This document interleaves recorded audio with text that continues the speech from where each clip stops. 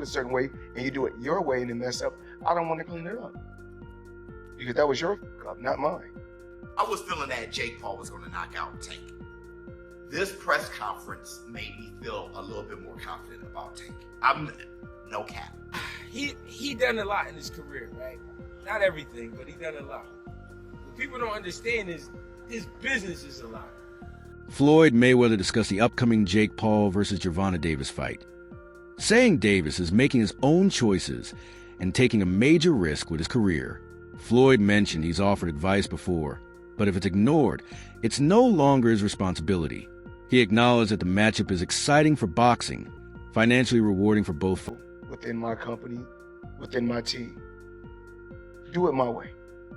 Because if you mess up, I don't mind being a janitor to clean up the mess, because I told you to do it a certain way. But if I tell you to do it a certain way and you do it your way and then mess up, I don't want to clean it up. Because that was your up, not mine. The boxing community is in a frenzy over the upcoming Gervonta Davis versus Jake Paul matchup, sparking intense debate among fans and analysts. Opinions are sharply divided. Some dismiss it as a mere publicity stunt, while others see it as an opportunity for Tank to broaden his influence beyond traditional boxing circles. As anticipation builds, insiders from across the sport are weighed in, with some defending Davis's decision and others expressing concern about the path boxing is now taking. And number 3, to retire. I mean, the backlash is just what people do nowadays. That's just, you give somebody a keyboard, you give them a phone, and they able to hide their face. Yeah, they gonna have a field day. Backlash, I get, I understand. What'd you say, number 2, not fight Shakur? Yeah, he's saying he'll never fight Shakur, that he ain't gonna do him no favors, that he ain't gonna help him make no money because Shakur broke or something like that. Something along those lines. Yeah, I don't get all that. That's, you know what I mean, that's against the game. Like, you know what I mean? You at least owe that fight for the game. You know what I mean? You owe the rematch to Lamont for the game. But you owe Shakur for the game just because of the 2 style matchups. You know what I mean? But if he feel like he don't gotta fight him, guess what? We can't sit here and just go crazy about it. But it is kind of crazy. Trainer Greg Hackett voices frustration over the backlash Gervonta Davis has been facing, arguing that today's fans criticize fighters for almost everything without understanding their personal circumstances. Hackett stressed that if Davis decides to fight Jake Paul, that choice deserves respect. He reminded critics that only those inside the ring truly understand a fighter's motivations and struggles. According to Hackett, fans should stop trying to dictate matchups and instead appreciate the dedication, sacrifice, and discipline it takes to compete at the elite level. His comments reflect a growing frustration among trainers and athletes who believe social media has turned boxing criticism into a non-stop spectacle, one that often overlooks the hard work and humanity behind every fighter's decision. Hey.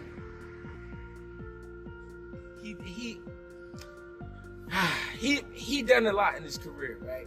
Not everything, but he done a lot. What people don't understand is his business is a lot. This whole experience is a lot. The shit these fighters go through is hard to explain. It's hard to explain because people, they can't see it, so they can't understand it. But it's stressful to the fighters because they coming from just getting ready to fight in the amateurs, being prepared, going out there, win, get it done, celebrate. All right, we back to the next camp.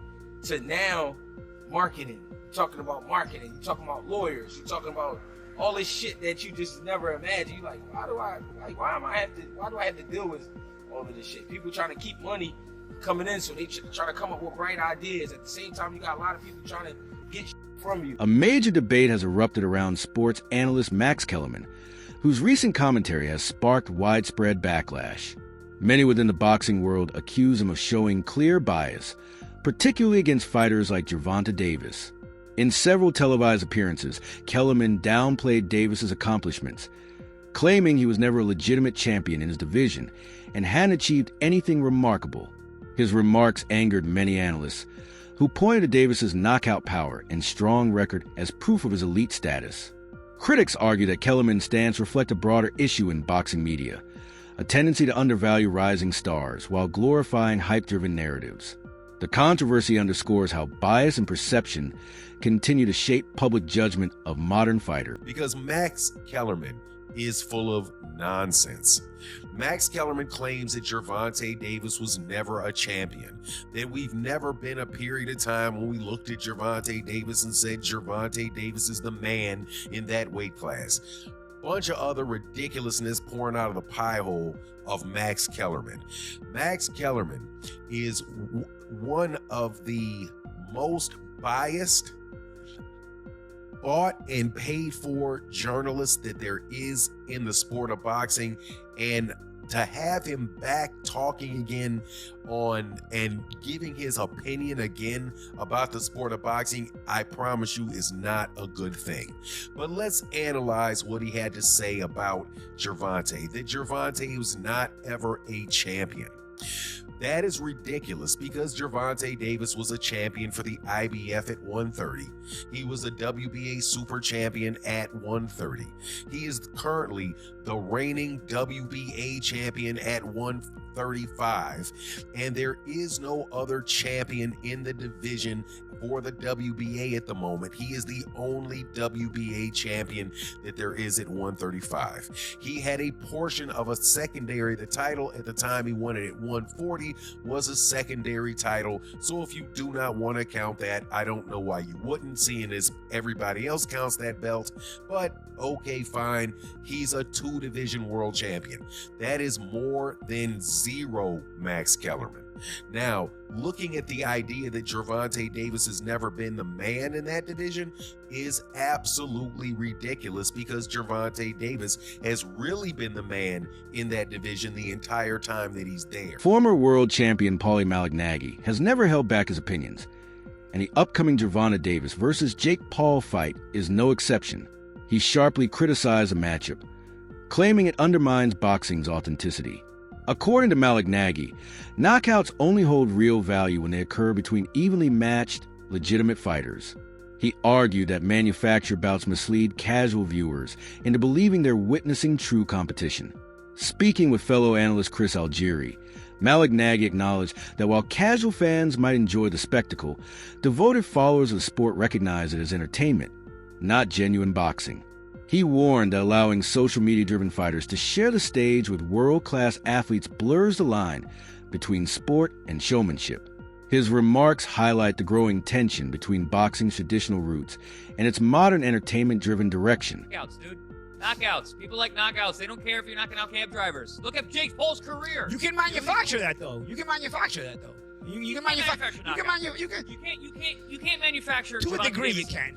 To a degree. I mean, you can't. Yeah, Gervonta legitimately cannot get knockouts. I agree. He can punch, but there's a lot of limited knockout artists, though, man. He's one of the least active punchers in the game with the highest knockout percentage of current heavyweight. But if he was a real knockout artist, if he was a real knockout artist, prop him up against the best of the best. Felix Trinidad was a knockout artist. He was knocking out the best of the best. If you're a real knockout artist, prop him up against the best and show us how he smokes them. The way we did when Felix Trinidad was doing it. You know, the way they did it when Mike Tyson was doing it in his prime. Okay, say what you want about the Mike Tyson era. He knocked out everyone from 1986 to 1989. Everyone got knocked out. Everyone. Well, by your standard, you could say that Tyson was to a degree manufactured. No, because he fought everyone that was there. Everyone that was there at that time. Teddy Ellis will 100% agree with this. With the expense of Witherspoon. We're afraid of him. With the exception of Witherspoon. No, but they all, doesn't matter. He knocked them all out. There was nobody you could say in that era except maybe Witherspoon, who I contracted. You say the same thing about? Who had contract issues with King at the time. Except for Witherspoon, there is nobody Tyson didn't fight in that era. He knocked them all out. You can't say like, oh, but if he would have fought that guy, I don't know. No, with Davis, there's guys right now that have been hanging around for years. Yo, dude, when are you gonna fight them? The lightweight division was stacked with talent. Even at 130, it had a lot of talent when he was there. Didn't fight almost any of them. So it's not the same thing as the Tyson era. You want to say anything about Tyson era? Fine. It wasn't as high level or something. He still knocked out everyone. In contrast to critics like Paulie Malignaggi, boxing commentator Showbiz the Adult offered a more optimistic perspective after witnessing the press conference between Gervonta Davis and Jake Paul. He admitted that he initially had concerns about Davis's size disadvantage, believing Jake's physicality might pose a serious threat. However, after observing Davis's composure, focus, and sharpness, Showbiz changed his mind. He noted that Davis carried himself like a true professional who fully understood the gravity of the event. Showbiz was impressed by Tank's calmness under pressure and growing confidence, suggesting these traits could help him overcome any physical disadvantages. He further added that fans might be surprised Jake's power alone may not be enough, as Davis's technical precision, strategic mindset, and high fight IQ could ultimately determine the outcome. I mean, hell, I just can't. Listen, I was feeling that Jake Paul was going to knock out Tank. This press conference made me feel a little bit more confident about Tank. I'm no cap.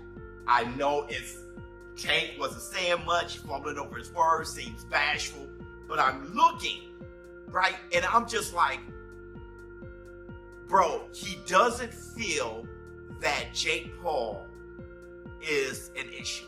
Even though he said it, he doesn't feel like he has to whoop his ass. He doesn't feel threatened.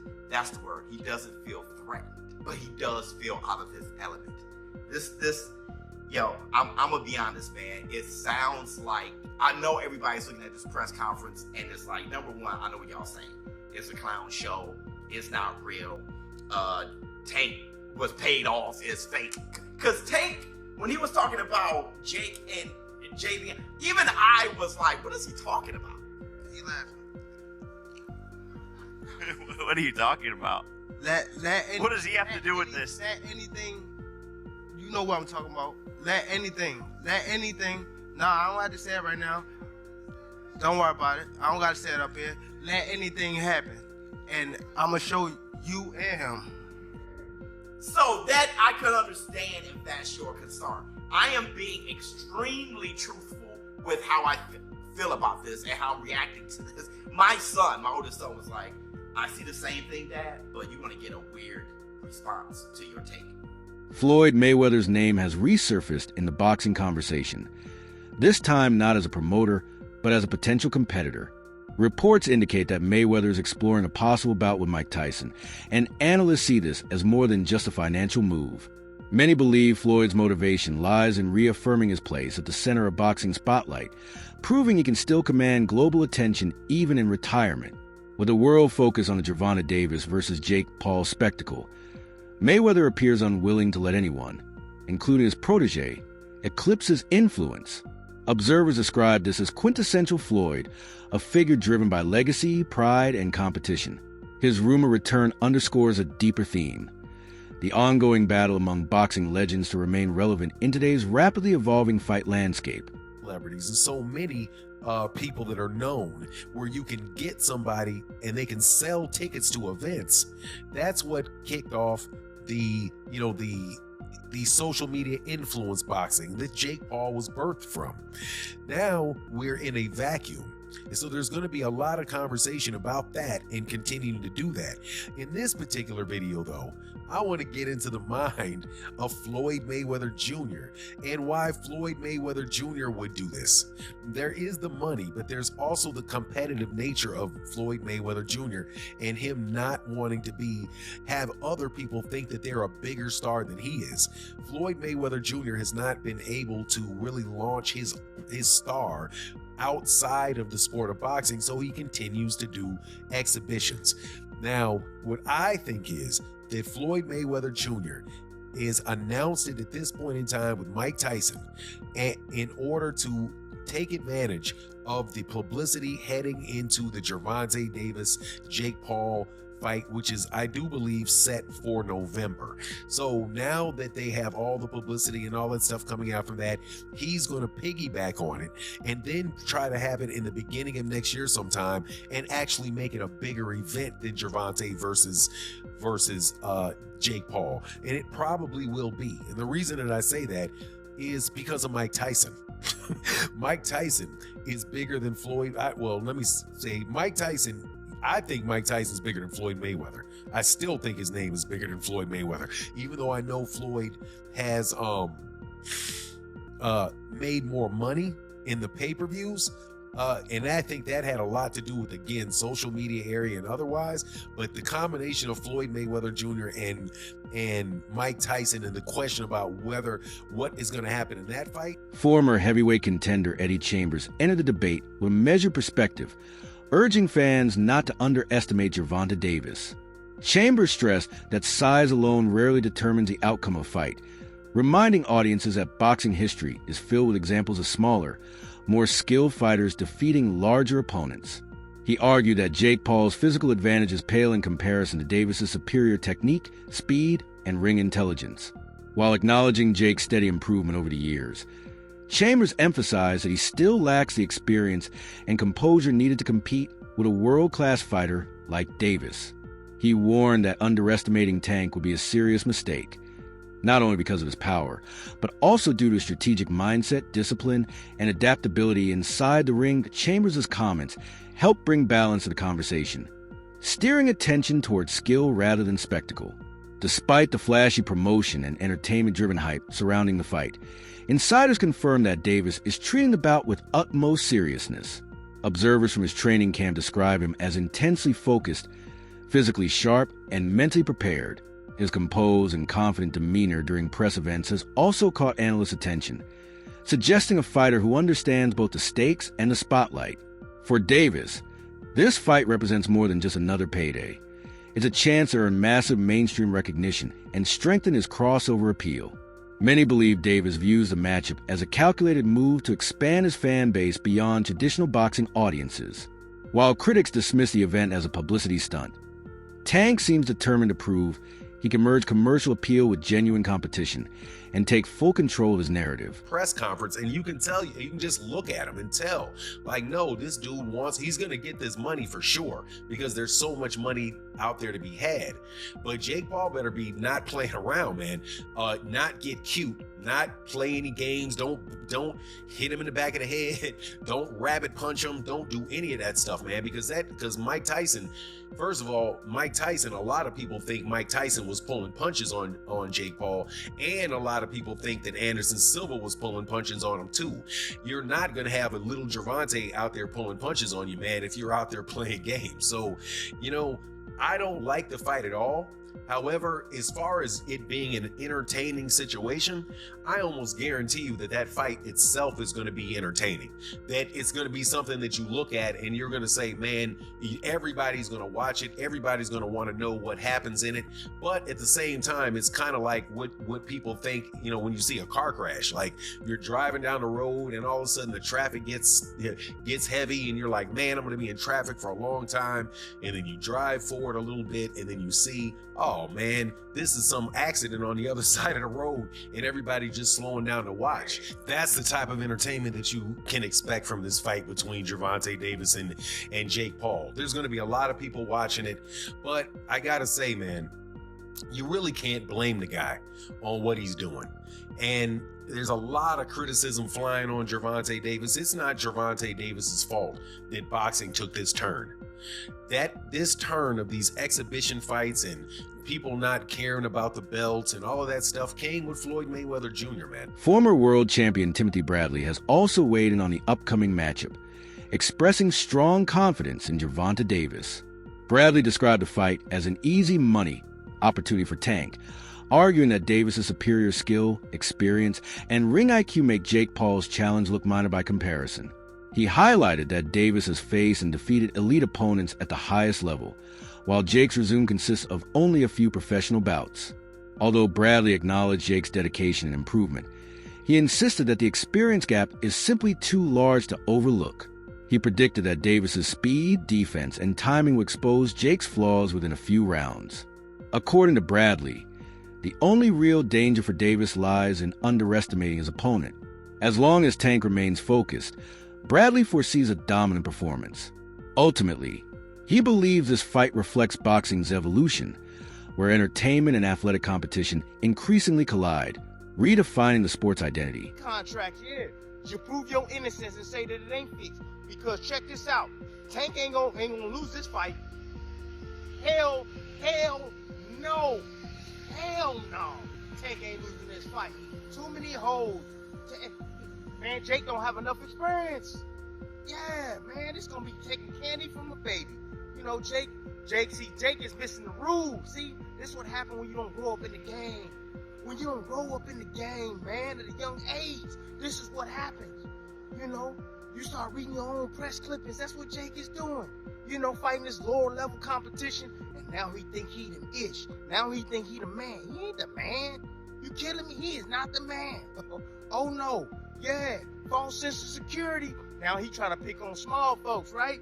And I don't mean that in a bad way. Yeah, I'm just saying size-wise. Yeah, that's another thing, boxing one-on-one. You can't pay attention to size. For boxing purists, it's unsettling. For marketers, it's a masterstroke. Yet, regardless of perspective, the event has achieved what the sport often fails to do, capturing global attention. Fighters like Gervonta Davis are adapting to this modern era, blending authenticity with entertainment. Love it or hate it, this matchup proves that boxing isn't fading away.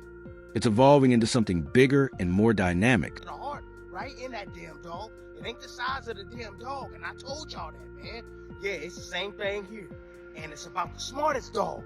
Tank too smart for him. Tank got too much boxing IQ for Jake, man. This gonna be easy. Easy. Like I said, man. Tank, please. Please, man. Don't do this to boxing, bro. If there's anything, man, shoot. Man, we can put together some kind of account for you, a GoFundMe account or whatever, bro. And we can, all your fans can give you $1, bro, so that way you don't be blowing this fight. It's easy, bro. This sparring section. Look, I'm so confused. I don't know what the hell to call this. Circus? Just call it a circus. Yeah, just call it a damn circus. Because, 1 minute they said, oh, this is a fight. That's it for today's video. Stay tuned for more updates. Until next time,